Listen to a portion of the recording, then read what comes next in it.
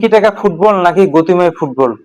Quarter ফাইনালের দ্বিতীয় লেগে আমরা দেখতে পারবো স্পেন এবং বেলজিয়ামের একটা রাইভেলরি এবং চমকপ্রদ একটা টুর্নামেন্টের এই খেলাটি অনুষ্ঠিত হবে এবং অনুষ্ঠিত হবে এটি কিন্তু একটা গতিময় পাশাপাশি টিকি টাকা ফুটবল আমাদেরকে উপহার দিবে। তো টিকি টাকা ফুটবলটা হচ্ছে স্পেন আমরা জানি সবসময় ছোট ছোট পাস ক্রিয়েট করে ছোট ছোট পাস সুন্দরভাবে পাস করে তারা কিন্তু আক্রমণ সাজায়। অপরদিকে আমরা যদি বেলজিয়ামকে দেখি তারা কিন্তু গতিময় ফুটবল খেলার মাধ্যমে কাউন্টার অ্যাটাকে কিন্তু তারা হচ্ছে আপনার গোল ক্রিয়েট করে এবং তাদের শক্তিমাত্রা জায়গায় রেখে। তো আজকের ভিডিওতে আমরা আলোচনা করব যে বিশ্বকাপের দ্বিতীয় কোয়ার্টার ফাইনালে মোকাবিলা করবে স্পেন এবং বেলজিয়াম। তো এই ম্যাচটা কেমন হবে, এই ম্যাচটার রেজাল্ট কি হতে পারে এবং এই ম্যাচটাতে কার কি দুর্বলতা রয়েছে এবং শক্তিমাত্রা কি, সেটা আমরা আজকের ভিডিওতে অ্যানালাইজ করার চেষ্টা করব।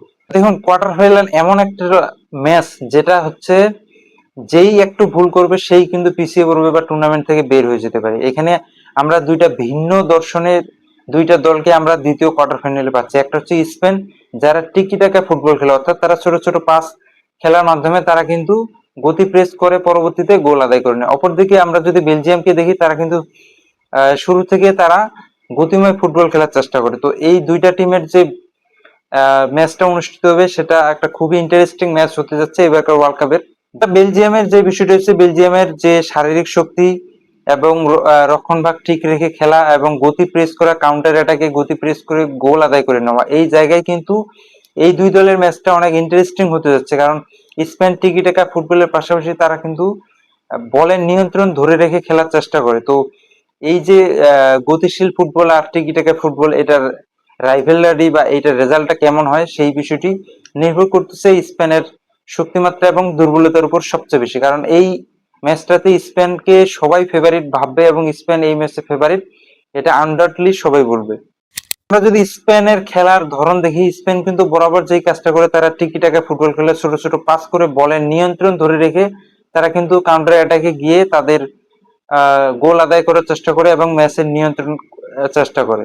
পাশাপাশি বেলজিয়ামকে যদি আমরা দেখি, বেলজিয়াম কিন্তু শারীরিকভাবে শক্তিশালী তাদের খেলোয়াড়েরা এবং তারা গতিশীল ফুটবল খেলার চেষ্টা করে এবং তারাও যে পাস খেলে না এটা না, তারা পাস খেলে, কিন্তু পাস খেলার পরে তারা কিন্তু কাউন্টার এটাকে খুবই স্পিডি ফুটবল খেলে এবং সেখানেই কিন্তু তাদের সবচেয়ে বড় একটা সুবিধা।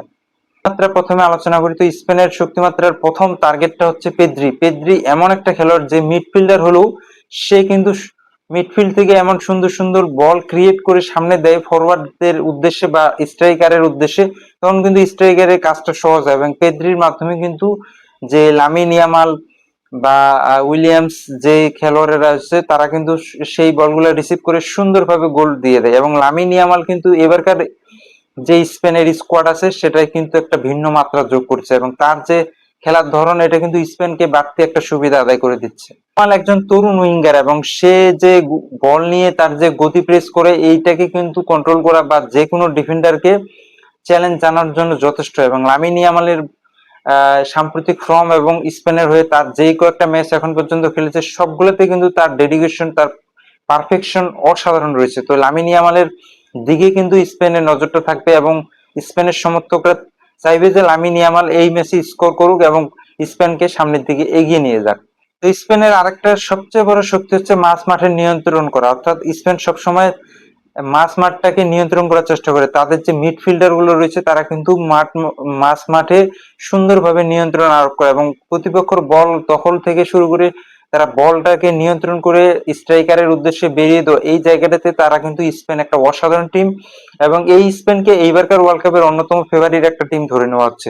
যদি একমাত্র দুর্বলতা আমরা দেখতে যাই বা স্পেনের দুর্বলতা খুঁজতে যাই, তাহলে তার মধ্যে অন্যতম হচ্ছে স্পেন সুন্দর পাস খেললেও পাস খেলার পরে তারা যে গোল করার প্রয়োজনীয় ফিনিশিং, অনেক সময় কিন্তু এই ফিনিশিং এর অভাব থাকে। স্পেন সুন্দর পাস করার পরও কিন্তু ডিফেন্ডারের ভেদ করে যে গোল করা, এই জায়গায় কিছুটা হলেও স্পেনের কিন্তু দুর্বলতা রয়েছে। অপরদিকে আমরা যদি বেলজিয়ামের দিকে তাকাই, বেলজিয়ামের শক্তিমাত্রার অন্যতম মাধ্যম হচ্ছে গতিশীল ফুটবল। আমরা যদি জেরেমি ডুকুর কথা বলি, জেরেমি ডুকুর গতি এবং নিয়ন্ত্রণ এটা কিন্তু অসাধারণ, বেলজিয়ামকে খুবই সাপোর্টিভলি দেখায় এবং সে কিন্তু তার গতিতে বেলজিয়ামকে এগিয়ে নিয়েছে। এছাড়া রোমেরিও লুকাকু, কেভিন ডি ব্রুইনা, এই যে খেলোয়াড়রা রয়েছে তারা কিন্তু বেলজিয়ামের হয়ে অনেকদিন থেকেই খেলতেছে এবং তারা লিজেন্ড খেলোয়াড়। তো এরা কিন্তু যদি তাদের ফর্মে ফিরে থাকে বা ওই ম্যাচে ফর্মে থাকে, তাহলে কিন্তু স্পেনের জন্য একটা কঠিন পরীক্ষা অপেক্ষা করতেছে। কারণ স্পেন যতই সুন্দর পাস খেলুক, কিন্তু এদের যে গতি বা এদের যে খেলার ধরন, এটা কিন্তু বেলজিয়ামকে অনেক বেশি সহায়তা করবে। শুধু ওয়ার্নার, সারি, এই কয়েকজন খেলোয়াড় এবং বেলজিয়ামের যে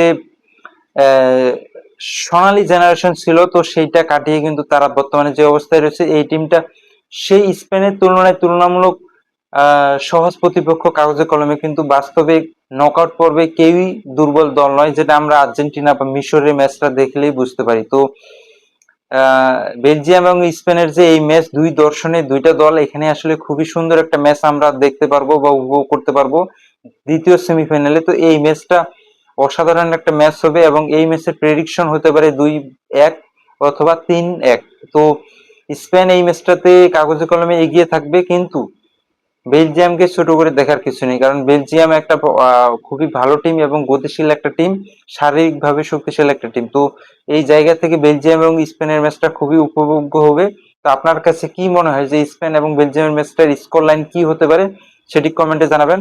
আর এরকম ভিডিও পেতে আমাদের অফসাইড স্টোরি চ্যানেলটি সাবস্ক্রাইব করবেন এবং বেল আইকন প্রেস করে এবং আমাদের এই ভিডিওগুলো শেয়ার করবেন। ধন্যবাদ।